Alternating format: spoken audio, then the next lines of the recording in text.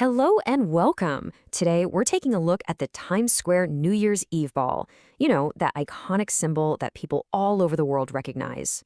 Every single year, millions of us watch as this giant sphere makes its 60-second trip down to ring in the new year. But have you ever wondered where it came from? Well, the story of the ball doesn't actually start with a party. It starts way back in the 19th century with ships at sea.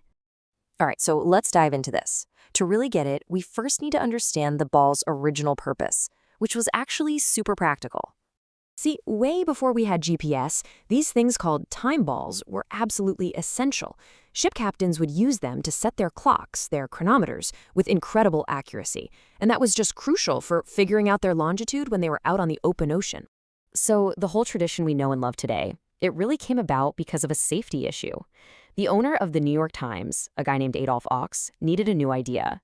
His huge fireworks shows were super popular, but the city had just banned them. Okay, so now we're in the era of metal. The very first balls were, really a product of their time. As technology changed in the 20th century, so did the ball. That first ball back in 1907 was a hefty one, made of iron and wood, weighing 700 pounds. It took a team of 6 guys to lower it by hand. Then, in 1920, they switched it out for a lighter, all-iron version.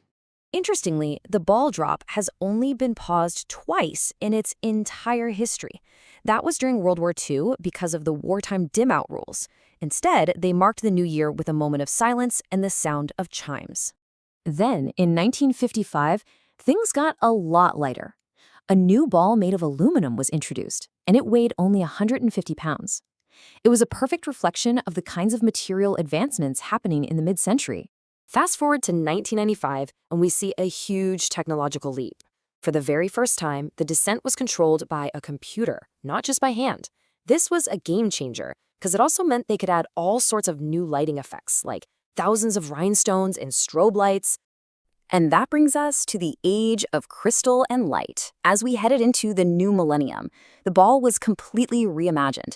It became this beautiful blend of old-school craftsmanship and brand-new technology. This is when Waterford Crystal came into the picture. They created a 4th-generation ball that introduced those iconic crystal triangles we all know. And this is also when they started the tradition of giving the ball a new theme each year. Now, for the ball's 100th anniversary in 2007, they built a special one-time-only version. Its main purpose was to test out new LED lighting. And well, that technology worked so well that it was immediately greenlit for the next permanent ball. So yeah, that switch to LED really set the stage for a massive jump in just how big and complex the ball could be. And that's what led to the permanent fixture that we see in Times Square today. When you look at the specs side by side, you can really see the growth just explode. I mean, just look at the jump in size and weight when we get to that 6th-generation ball. That was the first one that was actually designed to stay up there all year round. So the current ball, called the Constellation Ball, which made its debut for 2026, it's just a true giant. We're talking a diameter of 12.5 feet. It weighs more than 12,000 pounds. They actually had to seriously reinforce the roof and flagpole to support it. And to top it all off, it's covered in 5,280 separate crystals. That's just a massive increase from any of the older versions. And here's another big change. For the first time since 1999, the famous crystals aren't triangles anymore. They've been replaced with new circular designs, and the whole idea is to create a totally different kind of sparkle. So, as you can see, the ball has become so much more than just a timekeeper. It's really evolved into this sort of canvas for telling stories through its crystal designs and even by being part of big national events. For instance, over the last 10 years, there was a whole series of themes based on human virtues, things like kindness and wisdom, and each year they'd swap in new crystal patterns to represent that year's specific gift.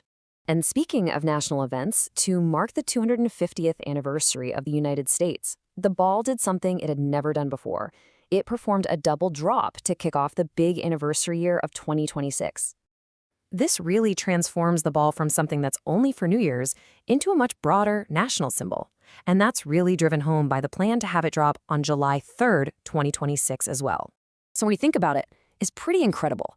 From a simple, practical tool for sailors to a 6-ton marvel covered in crystal, the Times Square ball, at its heart, is still what it's always been, just a magnificent and very elaborate clock.